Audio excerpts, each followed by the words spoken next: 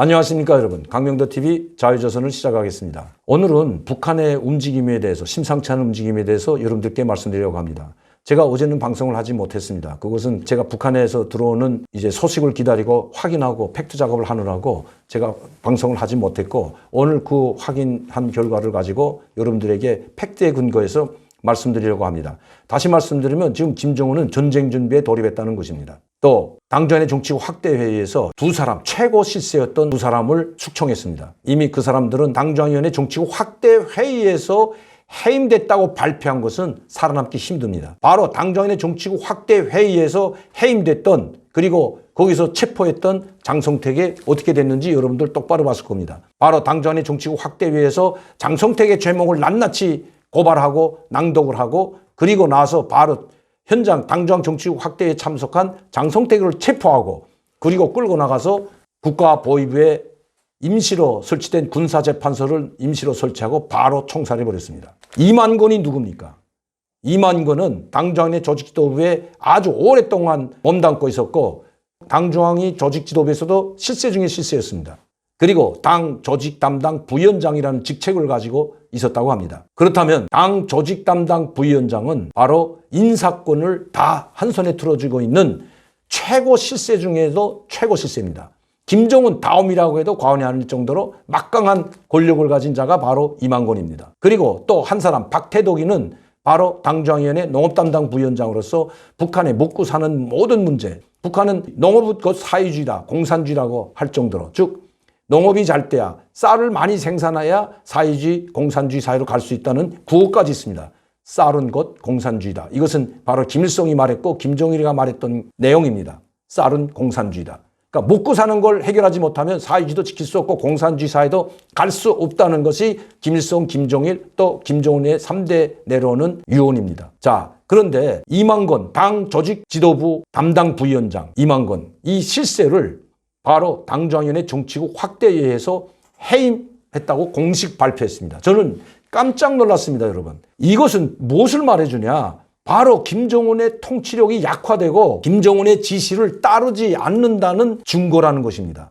그런데도 이러한 자기의 치부를 드러낼 정도로 자기의 통치가 먹혀 들어가지 않고, 또 김정은의 권력이 누수현상이 아니라 바닥나고 있다는 것을 온 천하에 보여주는 이런 공식적인 장소에서 공식적인 해임을 하지 않으면 않을 정도로 김정은의 통치력에 누수 현상이 일어나고 있다는 것입니다. 더욱 강화하기 위해서가 절대로 아니라고 생각합니다.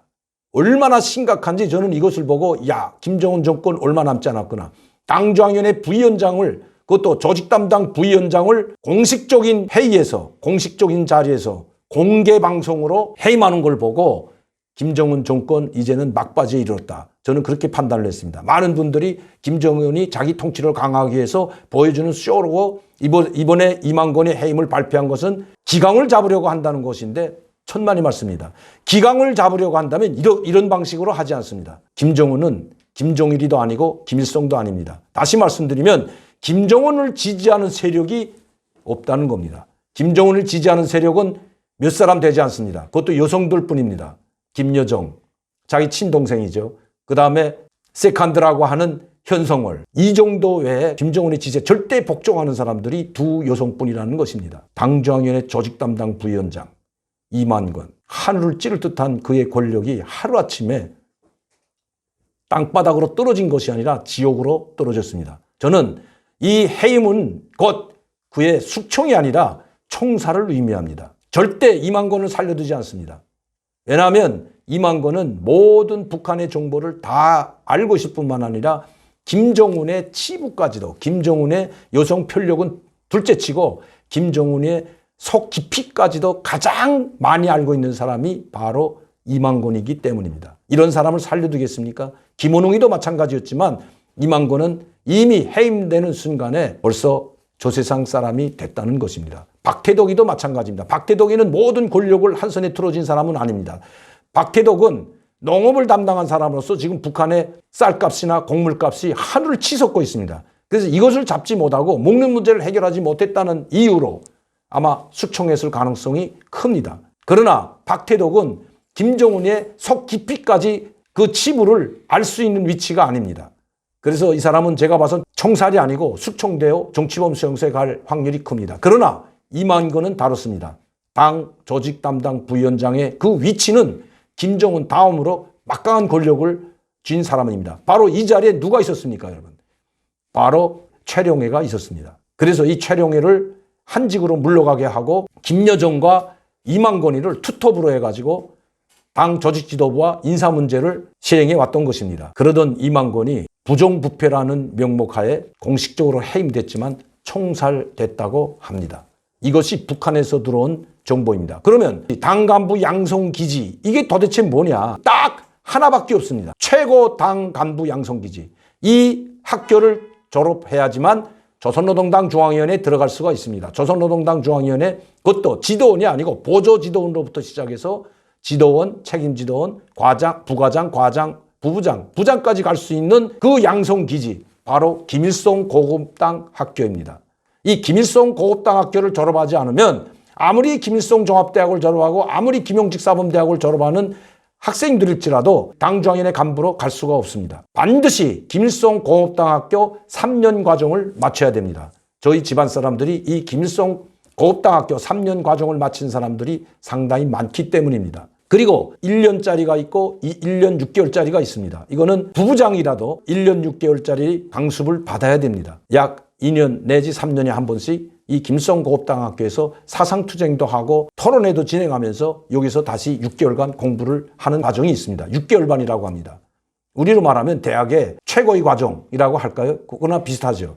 그것처럼 이 김일성 고급당 학교가 있고 중앙당 학교라고 낭랑교인데, 이거는 중앙당 학교는 일반 당중앙위원회 간부들이 가는 것이 아니고 중앙당 학교는 지방당, 말하자면 도당이나 평양시당 간부들이 가서 양성을 하고 또 하는 데가 바로 중앙당 학교라는 것이 하나 더 있습니다. 그러나 이것은 이 학교를 졸업하고 당중앙위원회에 들어가는, 일꾼으로 들어가는 사람은 없다는 것입니다. 오직 하나, 김일성 고급당 학교입니다.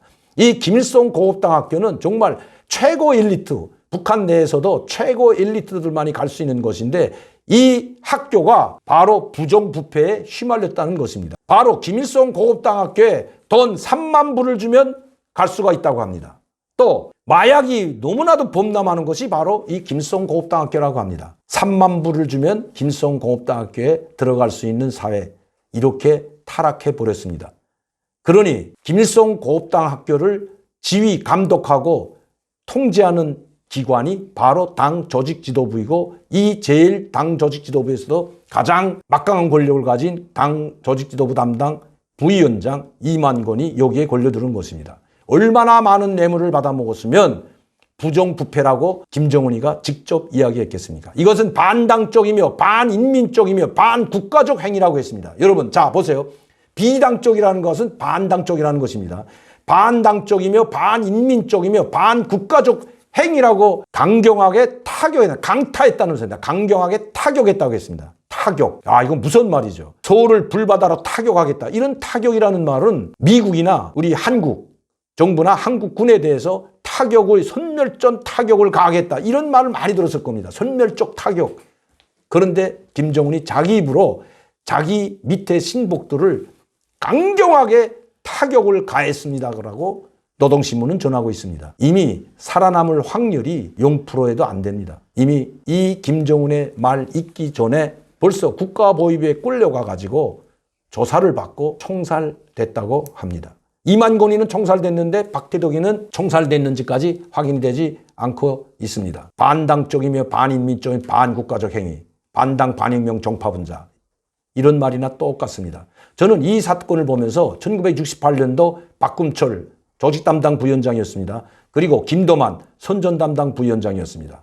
이 두 사람이 반당 반혁명 종파분자로 몰려서 총살된 사건이 있었습니다. 가장 큰 사건이었습니다. 그리고 그 자리에 바로 박금철을 총살시키고 반당 반혁명 분자로 몰아 총살시키고 그 자리에 앉힌 사람이 김일성의 친동생인 김용주라는 사람입니다. 김용주는 12년 동안 강계에 축출대당해서, 왜? 김종일이 자기 조카에게 쫓겨나서 앙심을 품고 나는 다시는 평양에 발을 들여놓지 않는다고 강계로 내려갔던 바로 김용주.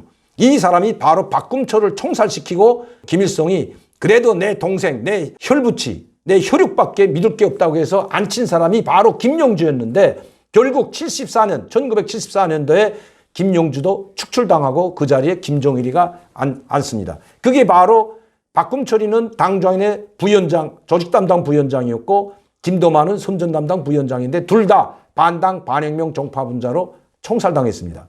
그리고 1970년도에 새로운 헌법을 만들면서 유일사상체계가 등장합니다. 그리고 74년도에 김종일이 등장하면서 유일사상체계 확립을 위한 10대 원칙이 나오고 유일적 지어체제라는 것이 나옵니다.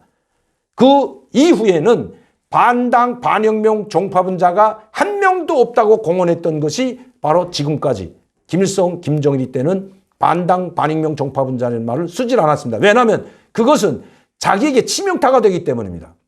어떻게 김종일 바로 밑에 있는 모든 간부들이 김종일한테 충성하고 김종일에 절대 복종해야 되는데 그들이 반당 반혁명 종파분자로 몰리는 순간에 이미 김종일의 지도력에 문제가 생긴다고 생각할 수 있기 때문입니다. 모든 국민들이 당 중앙의 내부에도 김종일을 반대하는 사람들이 있구나. 이런 걸 막기 위해서 차사고로 위장해서 죽이든지 아니면 소리 없이 끌어내려다 총살하고 정치범수용소 보냈는데 이번에 김정은은 어쩔 수 없이 모든 사람들, 전 세계 사람들이 보는 앞에서 그들을 반당 반혁명 분자, 다시 말하면 자기에게 칼을 빼들었다고 해도 과언이 아닌 이 최고 실세를 공개할 수밖에 없는 상황이었다는 것입니다.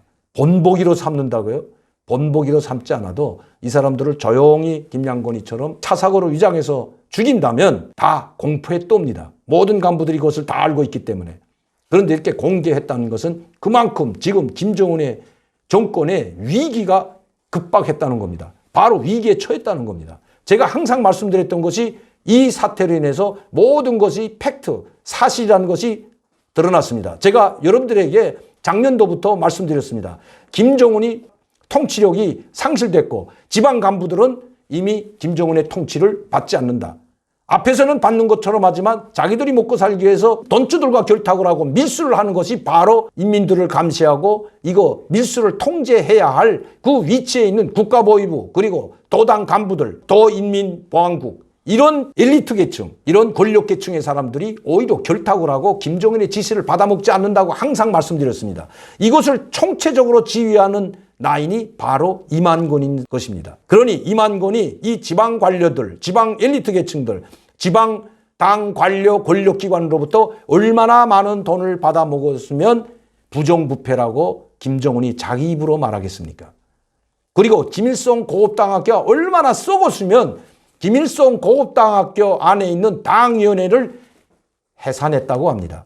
이건 북한 조선노동당이 생겨서 지금 약 75년이 됐지만 이 75년 되는 해 단 한 번도 일어나지 않았던 일이 바로 김정은 시대에 일어났습니다. 그것도 지금 북한이 최고 위험 상황에서 이 일이 벌어졌다는 것입니다. 제가 항상 여러분들에게 말씀드렸듯이 김정은 정권 1년 남지 않았다 이런 말씀드렸는데 김정은이 스스로 자기가 1년 남지 않았다는 것을 보여주고 있는 상황입니다. 이렇게 되면 당중앙인의 모든 간부들이 다 공포에 떨고 불안에 떨게 됩니다. 언제 어떻게 될지 모르는 상황에서 방법은 한 가지밖에 없다고 생각할 겁니다. 그거는 최룡해도 마찬가지고 이번에 살아남은 김영철이나 이선곤이도 마찬가지일 겁니다. 우리는 언제 저렇게 이만건이처럼 충견 노릇을 다 했지만 언제 잘려나갈까? 왜냐하면 김용철이도 부정부패의 왕처입니다. 대남 담당 부위원장을 했을 때 엄청난 뇌물을 받아먹고 엄청난 부정부패를 저지른 것이 바로 김용철이기 때문입니다. 그래서 3번이나 혁명화를 다녀왔던 것도 사실입니다.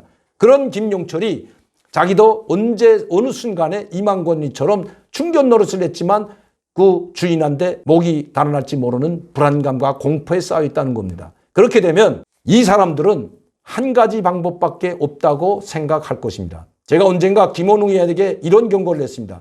당신이 김정은을 물리치고 김정은을 숙청하고 아니면 김정은을 제거하고 당신이 정권을 잡아 인민을 위한 국가를 세운다면 당신은 영웅이 될 것이고 당신은 살아남을 수 있지만 2년 내에 이 일을 하지 못하면 당신은 토사구팽 당할 것이다. 즉 김정은에 의해서 목이 달아날 것이다. 그러니 내 경고를 듣고 바로 김정은을 제거하고 정권을 잡고 인민을 위한 정권을 세우라고 한 적이 있었습니다.